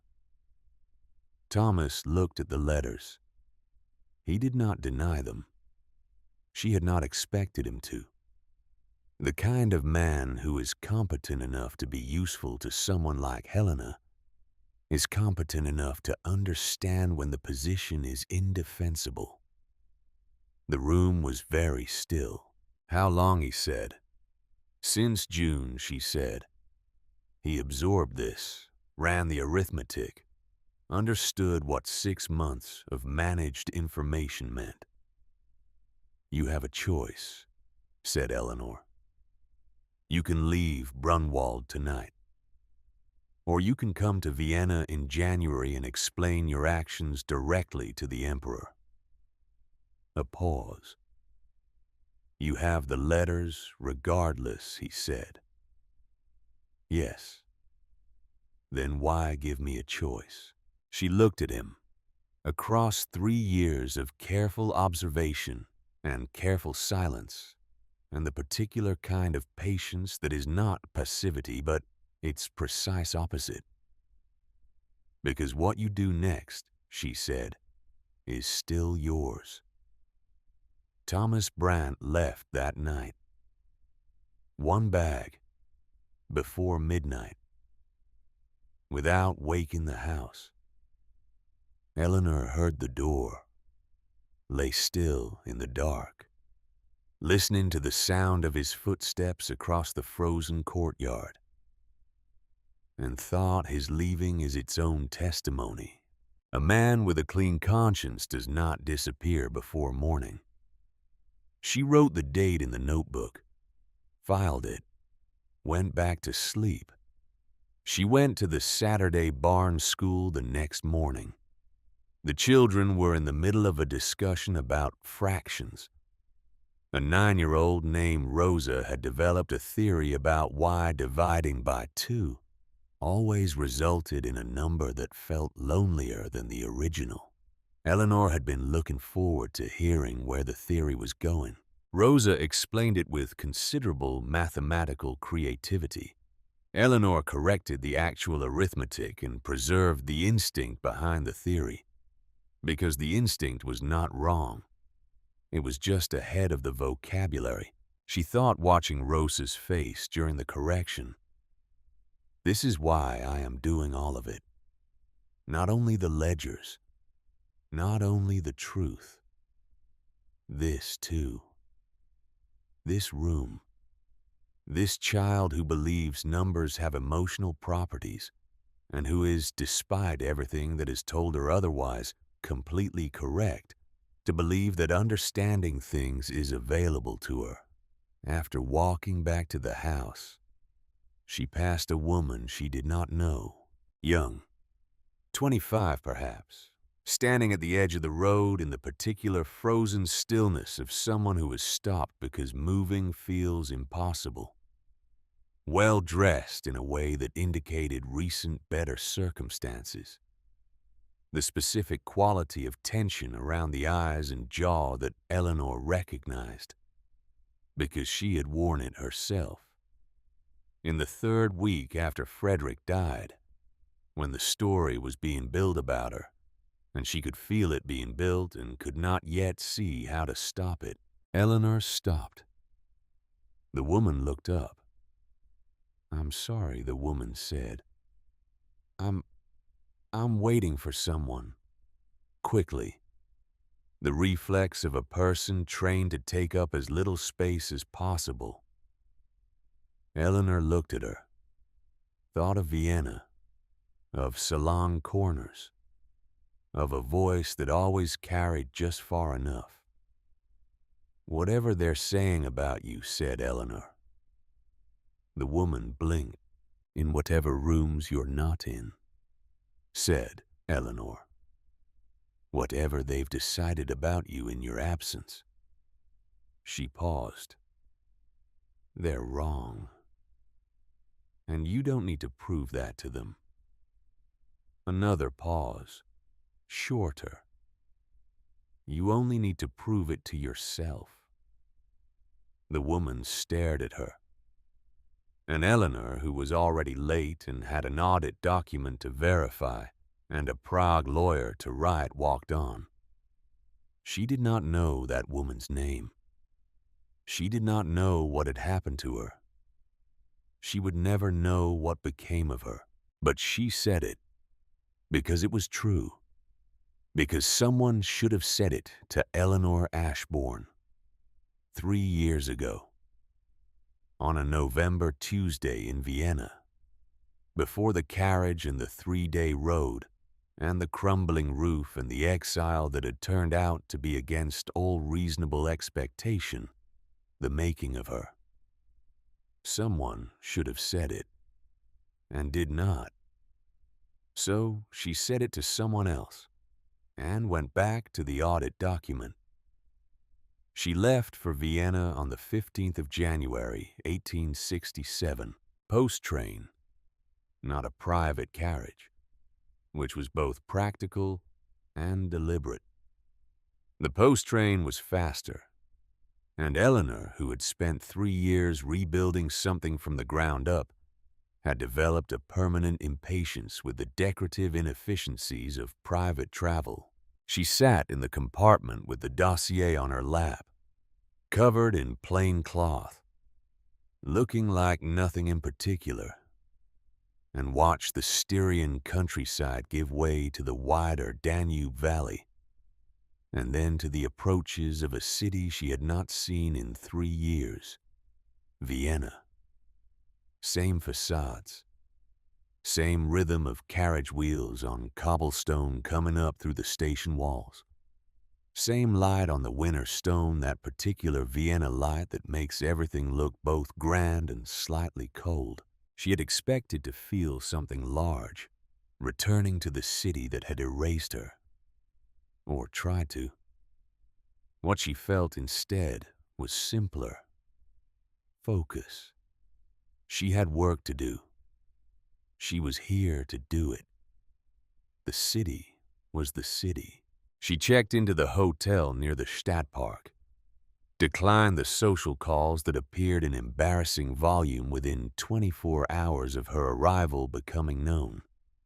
Because in Vienna, a widow returning from 3 years in the provinces after an imperial summons was a social event of significant entertainment value. She declined all of it. She reviewed the dossier for the last time. The morning of the audience, she dressed with the particular care of someone who understands that appearance is not vanity, but communication, and who has decided what she intends to communicate. The dress was wool, deep forest green, clean lines, no decoration that was not structural. A single brooch at the collar in dark stone. Her hair in the usual chignon, firm, exact, not a strand of performance in it.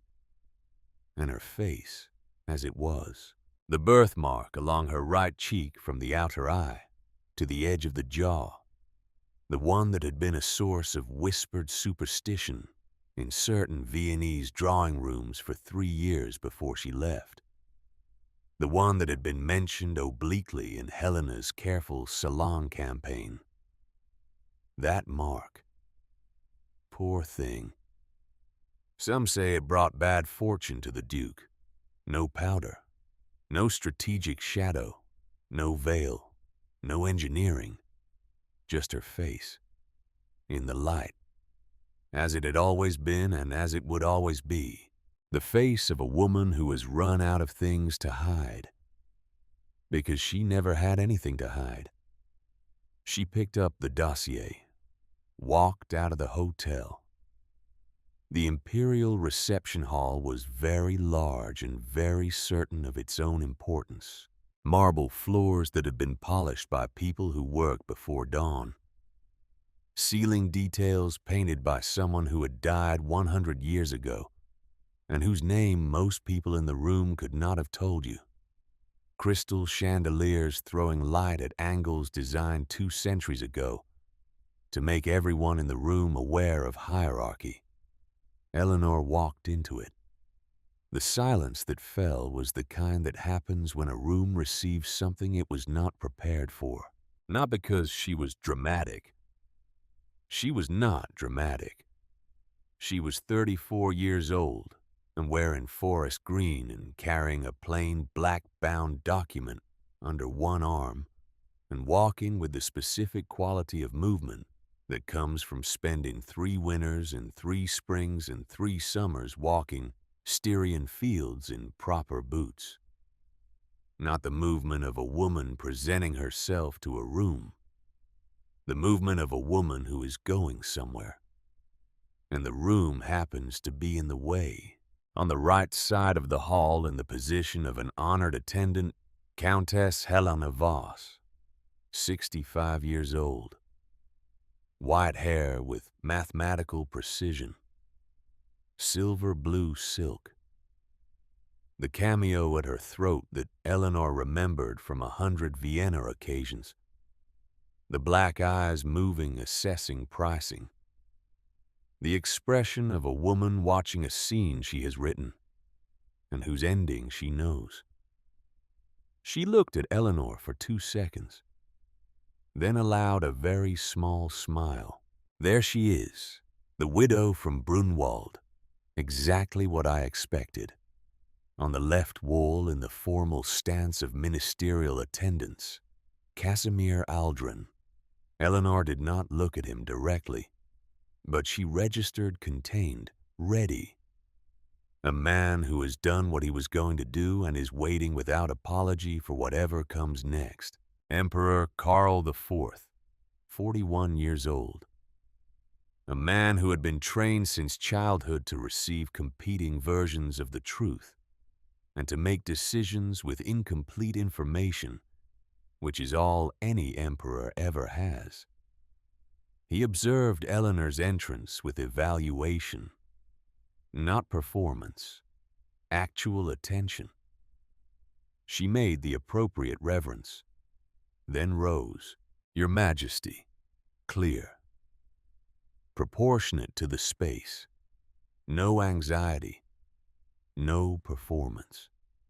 I was summoned to provide clarity regarding the Brunwald estate and the broader Ashbourne Trust management. I have brought what I believe will provide it. She handed the dossier to the attending court officer, who passed it to the emperor, who opened it and began to read. The first 10 minutes were almost quiet.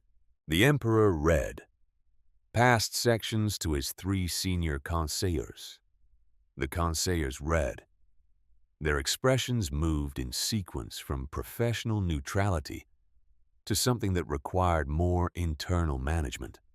When they reached section 5, the Thomas Brandt correspondence, one of the conseillers put the paper down and looked at the floor for a moment. Not because he was moved, because he was processing. Then Helena's advocate stepped forward. His name was not important. What was important was that he was 50, composed, expensive, and extremely good at the specific skill of appearing entirely reasonable while doing something else entirely. Your Majesty, he said, I have here documentation that comprehensively contradicts the claims being presented. Records demonstrating that it is in fact Lady Ashbourne who has been systematically underreporting the revenues of the Brunwald estate over the past 3 years, diverting the surplus to accounts under her personal control. He presented his documents with the confidence of someone who has prepared this carefully and knows his preparation is sound. Eleanor watched him present them. Let him finish. Let every paper be set before the court. Let the advocate return to his position with the settled certainty of a man who has played his card and watched it land. Then she opened the second satchel. Each document the advocate has presented, she said, has a corresponding original. She handed the second package to the court officer. Numbered to match, I would direct Your Majesty's attention to the margin annotations on each page, which identify the specific provenance error that distinguishes the forgery from the authentic record. She set the second satchel down and opened the third folder, which was the one that mattered. Additionally, she said, I am presenting the full correspondence between Thomas Brandt Brunwald's former estate manager and Countess Helena Voss, covering 6 months of regular communication. In Brandt's own handwriting, with my own notations dated and signed of which specific information I provided him during each period, and which I withheld. She placed the letters on the clerk's table. I would also note that Mr. Brandt was requested to attend today as a witness to the estate management dispute. He is currently in the back of the hall. There was a moment, a very particular kind of moment, the kind where everyone in a room understands simultaneously that the architecture of what they are inside has just changed. Thomas Brandt was in the back of the hall. He had been told through a formal ministerial summons that his presence was required as a witness to a property dispute. He had agreed to come because he had calculated in the weeks since leaving Brunwald that appearing cooperative was safer than appearing to have something to hide. He had not known about the letters. He had believed he had needed to believe that they were gone, that his quiet December departure had been enough, that the channel had been burned and Eleanor had no proof of it. Now he was looking at his own handwriting, 12 weeks of his own careful, professional, devastatingly specific handwriting, on a table in an imperial hall. He stood halfway out of his chair, then sat. The movement was small, involuntary. The movement of a body that has received information the mind has not processed yet. He looked at the letters. He looked at the back of Eleanor's head. He did not speak. Helena looked at Thomas Brandt. Her black eyes, which had priced everything they had ever rested on, took exactly 1 second to read his posture. 1 second to trace back from his posture to the letters on the table, to Eleanor standing at the front of the hall, to the timeline of what that implied about what Eleanor had known and when.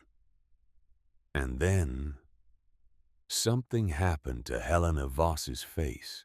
Not rage, not tears, not the dramatic collapse of a person who has been revealed and is processing the revelation emotionally.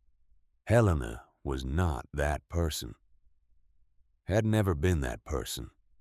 What happened was quieter than all of those, and worse. The specific blankness. The 3 seconds where the calculation that had never stopped running, the constant 40-year assessment of weights and values and leverages and angles of approach simply stopped. Because there was nothing to calculate anymore. Her hand moved, slightly, barely visible, toward the arm of the woman standing beside her. Not intentional, not chosen. The movement of a body looking for something to hold on to when the thing it has always stood on is no longer there. She pulled it back in under 2 seconds. But the hall had been watching. The hall had seen it. Helena's advocate, who was very good at his job and had earned his fee on many previous occasions, did what good advocates do when they are losing a position they believed was secured. He pivoted. "Your Majesty," still smooth, still composed. The ledgers being presented as evidence derived from a provincial steward of no formal standing, no official credentialing, no audit oversight. There is no established chain of custody for these documents. They cannot be authenticated through normal judicial channels. It is entirely possible, it is in fact more than possible, that they were produced or modified specifically for this purpose. A beat, which was admittedly not a terrible argument. It was the argument, the only remaining structural challenge available to him. And he had made it cleanly. Eleanor nodded to the court usher at the side entrance. The door opened, and Marta Heil walked in. She was wearing her good dress, the one she kept for church, dark wool, well maintained in the way of someone who respects things, not because they are expensive, but because they matter. Her hands were at her sides. The calluses were visible. The hands of a woman who has spent her life in outdoor work and has never once considered that this was something to apologize for. She entered the Imperial Hall the way she entered every room she had ever entered, by walking forward and looking at what was in front of her, not intimidated, not performing unintimidation, simply present. The hall received her with the kind of silence that happens when an expected sequence encounters an unexpected element, and the entire mechanism pauses to recalibrate. A woman from Brunwald, in an imperial audience chamber, in her church dress. Eleanor said, clearly Johann Heil served as steward of Brunwald Estate for 22 years, until his death in 1858. This is his daughter, Marta. She has maintained his ledgers since his death.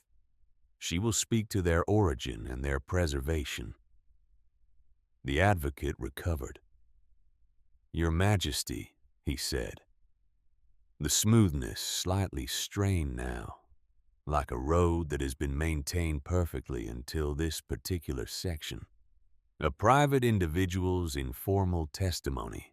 The Ministry of Imperial Properties, Eleanor said, before he could finish the sentence, maintains its own production records for all estates under Imperial Trust oversight.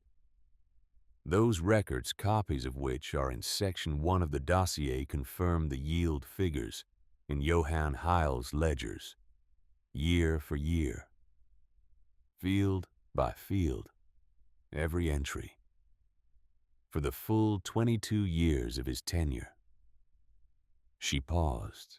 If the advocate would identify a specific year and specific field section for direct comparison, I can facilitate that review immediately. In this room, today. She looked at him. He looked at the dossier. He looked at the Emperor. We have the time, said Emperor Karl IV. And the advocate had nothing. Nothing left to place on the table. Marta spoke for 7 minutes. She stood in the middle of the Imperial Hall in her church dress and spoke about her father the way she spoke about everything, directly, without decoration, without asking the room for its permission first. She said his name was Johann Heil. He was steward at Brunwald for 22 years. He was not educated in the way that universities confer, but he understood numbers the way some people understand land. Instinctively, completely. He believed, she said, that numbers were a form of honesty, that writing them down correctly was a moral act as much as an administrative one. She said he kept those ledgers every year, every season, every entry with the same care he would have given a sacred text.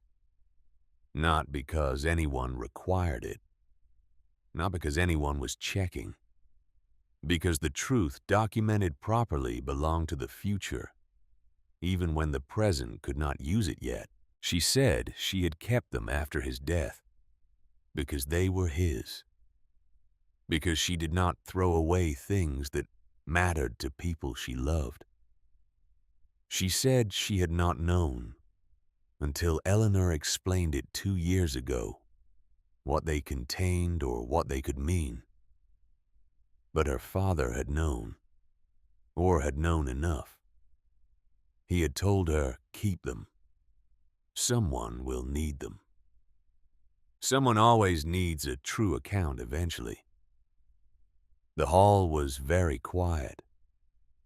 Eleanor looked at the floor for a moment, then at Marta, and in Marta's face, which was not performing anything, which was simply there, simply honest, simply the face of a woman who came here to tell the truth about her father, and has done so. Eleanor saw the entire shape of the 3 years.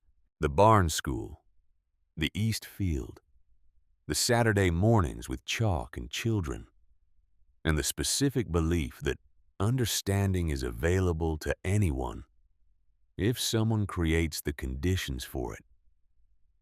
The nights in the locked office with the notebooks and the letters and the ledgers, and the long, methodical patience of building something that cannot be taken apart.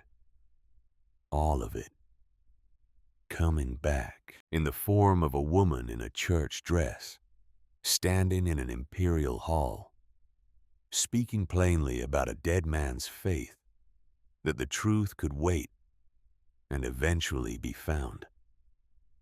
It can only wait. The ministry's records confirmed every figure, year by year, field by field. Not because Eleanor had arranged for them to confirm it, because Johann Heil had written the truth down carefully for 22 years, and the truth written down carefully matches the truth written down elsewhere, because that is what truth does. It took 3 hours. Not a verdict, not a sentencing. The wheels of imperial administration do not turn that way, but a determination sufficient evidence to refer the matter of the Ashbourne Trust accounts to the Ministry of Justice for formal investigation. The forged documents refer to the same ministry with a request for identification of their origin. The correspondence between Brandt and Voss entered into the official record. Emperor Karl thanked Lady Ashbourne for the comprehensiveness of her documentation. He said it directly, without ornament, as a fact, which it was. Helena left before the session formally closed. She walked out of the hall with the posture of a woman who has not been defeated, because that was the last thing she controlled. The posture, the chin angle, the specific quality of her exit, not hurried, not crumbling, not permitting the room to watch her process what had just happened. She walked out, and the door closed, and the room after a moment moved on, because that is what rooms do, even imperial halls. They move on.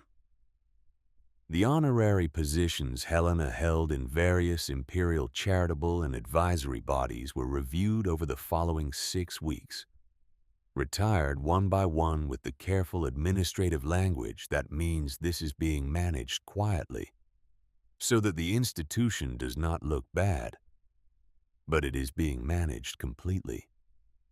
She withdrew to a property in Hungary. Her correspondence, which had for 40 years been the mechanism of everything, the social information gathering, the alliance maintenance, the quiet campaigns, the unsigned letters with the unmistakable wax seal, slowed. Then slowed further. Then stopped. The people who had relied on her for favors found other mechanisms. People who need systems are not loyal to the people inside the systems. They are loyal to the access. When the access closes, they find another door. The salons forgot her. Not dramatically, not with ceremony. They simply began having other conversations. Because salons are not capable of loyalty either. They run on novelty and proximity to power. And Helena in Hungary offered neither. She died on a winter morning in 1875. The salons did not mark the absence, which was for someone who had spent 40 years being indispensable, the most comprehensive possible answer to the question of what she had actually built. The declaration happened at Brunwald, not in Vienna. not in any room that had witnessed or been constructed to receive significance. In the East Field on a February morning in 1868, with the last of the winter mud doing what Styrian winter mud does in February, which is everything. Casimir had arrived the day before. No announcement. No ministry business. His presence here had no ministerial pretense anymore, which was a relief to both of them. He had been walking the East Field since early morning. She could see him from the study window, the way he moved across it, the small limp on the uneven ground, the way he stopped at certain points and looked at the soil the way she had taught him to look at it without realizing she was teaching him. She went out to meet him. The mud was significant. Her boots were immediately in it. She had very good boots. Had for 3 years now. He turned when she was 10 feet away. His expression had the quality it always had when he was about to say something he had been thinking about for a while. The particular stillness of a man who does not speak until he is certain. "I've been thinking," he said, "about what I want to say." And she said, "And I've been thinking about it since the library." When you turned your face away for a moment. A pause, short. "You thought I didn't notice. I noticed you noticed," she said. "Then you know I know what you noticed. I don't know what you made of it." He looked at the field for a moment, then back at her. "I made this of it," he said. "I have known people who built things, roads, institutions, political structures that outlasted them. I thought I understood what building was." He stopped, looked at the mud on his boots, then at her. "You built a person, while no one was watching, while they were watching for you to disappear." He said it with the exactness of someone who has been carrying the sentence for a long time and has finally found the right place to put it down. I find I cannot look away from that. And I have tried. For practical reasons, I have tried. She looked at him. He was standing in Styrian February mud, in a ministerial coat that was already beyond repair, with silver at his temples and a limp that showed on uneven ground and gray-green eyes that had been asking her real questions since the first afternoon in the East Field. She thought of the drawer, the letters inside it, the appendix of a Rhine Valley agricultural history, the word anyway in a room with a fire burning low. She thought of her own voice saying, "I need to be ready first." She had been ready, she realized, for some time. "I need to tell you something," she said. "Tell me." I said yes. She looked at the field. The East Field, which had been unusable when she arrived and was now in February mud already showing the early structure of what it would be in spring. "Not to you." First. She looked back at him.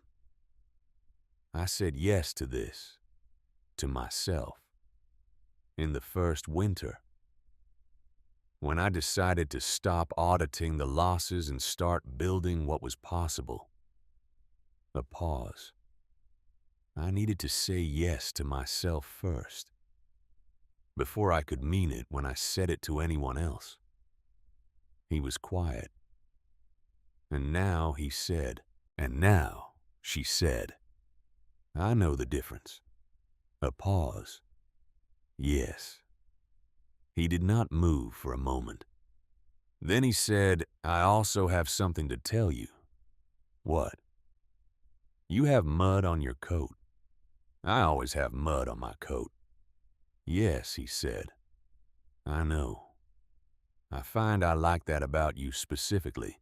Eleanor Ashbourne, who was 35 years old and had built a functioning estate and a successful legal case, and a barn school and a drainage system, and a dossier that had stood up in an imperial hall looked at Casimir Aldrin, standing in her east field in ruined boots, and laughed. Not the contained, managed sound that was all she had allowed herself in Vienna. Actually laughed. The kind that is mostly surprise. The kind that says I had forgotten this was possible. Being this specific kind of not alone. He looked at her laughing, and his expression did something she had not seen on it before, which was simply happy. Brunwald, May 1878.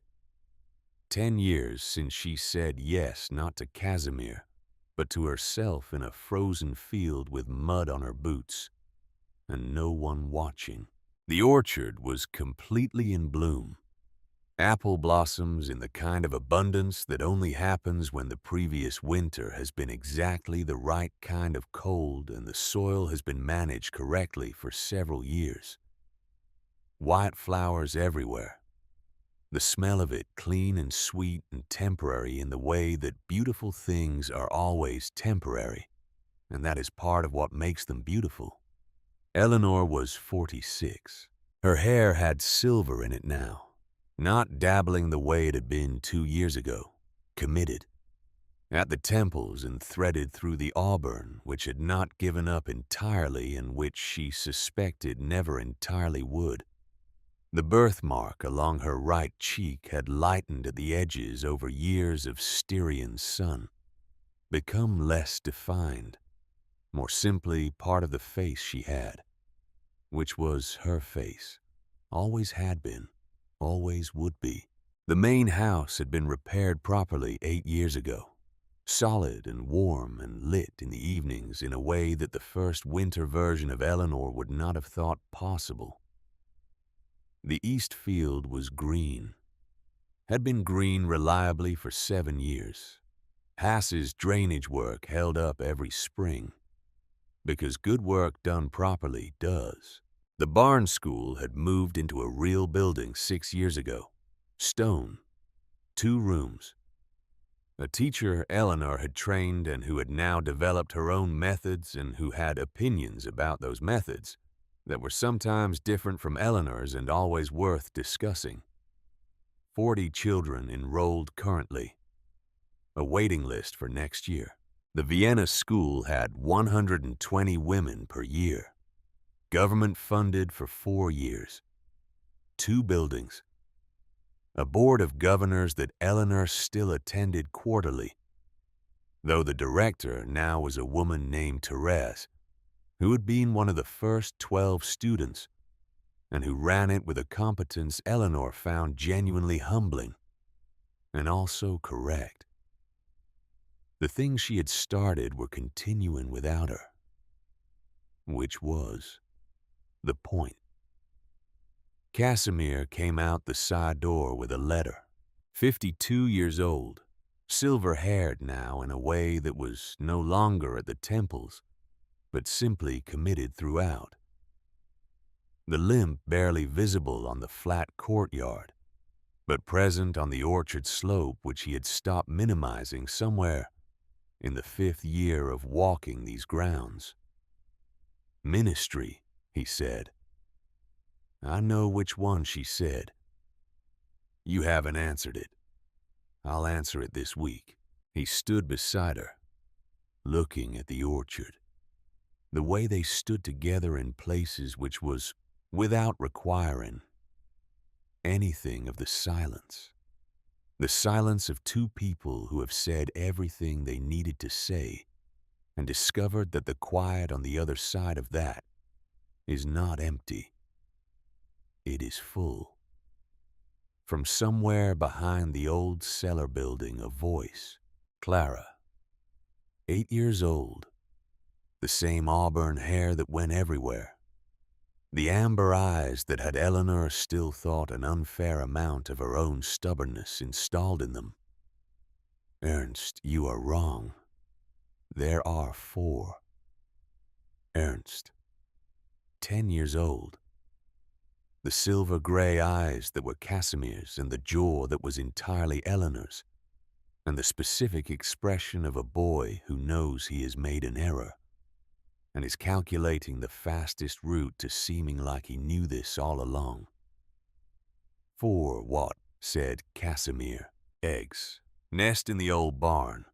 Clara is reporting with complete urgency. Is she wrong about the count?" "No," said Eleanor. "Ernst undercounted. How do you know you haven't seen them?" She looked at him. "Ernst," she said. He considered this. "Fair," he said. Clara appeared at the edge of the orchard with the energy of a child who has been right and needs witnesses immediately. "Mama." 4. I counted twice, each time. 4. Is the mother bird upset? Clara considered the ethics of this. "Somewhat," she said. "Then we leave them alone until tomorrow." Clara's face went through the full negotiation. Discovery versus responsibility. The wanting to look again versus the understanding that the mother bird's feelings were a legitimate consideration. She landed on responsibility, the way she usually did when the logic was explained. "Fine," she said, then turned back toward the barn where Ernst was now attempting to look like he had been planning to confirm the count all along. Ernst, Clara called. "Come help me count the other one I found by the fence."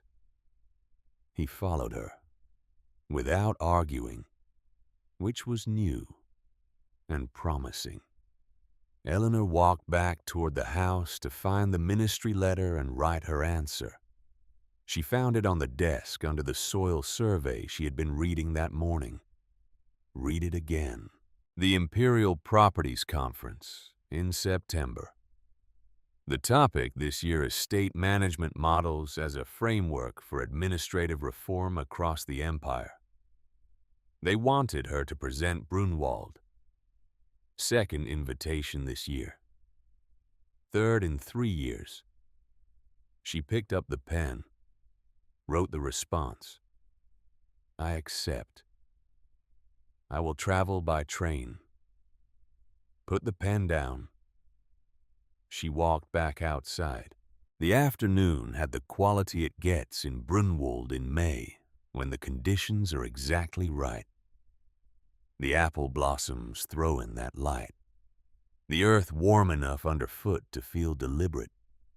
The sky a particular blue that is not trying to be anything, just itself.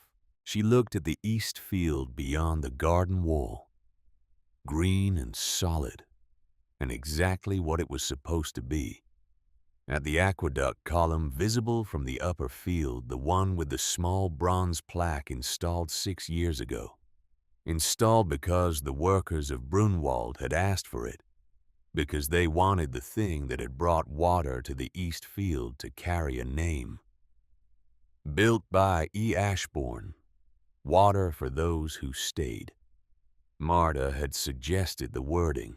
Marta was at Brunwald 3 days a week now, running the regional consultation program Eleanor had established 4 years ago, a practical training system for estate managers from other properties who came to learn the methodology, who spent 2 weeks walking the fields and reviewing the notebooks and understanding from the inside how a system of honest observation applied over time becomes something that cannot be manufactured, can only be grown. Marta ran it the way she ran everything, with full attention, with no false praise, with the specific authority of someone who knows the ground better than the books that describe it. The children of the barn school had always wanted most to impress Marta with their arithmetic, because Marta's approval was not decorative. When she said a thing was correct, it was correct. They understood the difference. Eleanor understood the difference too. She heard Clara's voice from the direction of the fence, announcing something new, something Ernst was being required to acknowledge. She heard Ernst's voice, acknowledging it, after a pause, but acknowledging. In the distance, the bronze plaque caught the afternoon light. She stood in the orchard and thought about what gets built in the dark, in the cold, when there is no audience and no approval and no one watching to confirm that what you are doing has any value. She thought about what you find out about yourself in those conditions, not built, revealed. The thing that was always there, that the noise of everything else, the salon conversations, the assessments, the marks in the margin of your worth had been covering. The thing that does not need the room to look at it to be real. Then she walked toward the sound of her children, with the steps of someone who knows every inch of this ground, because she built it, herself, in the silence, when no one was looking,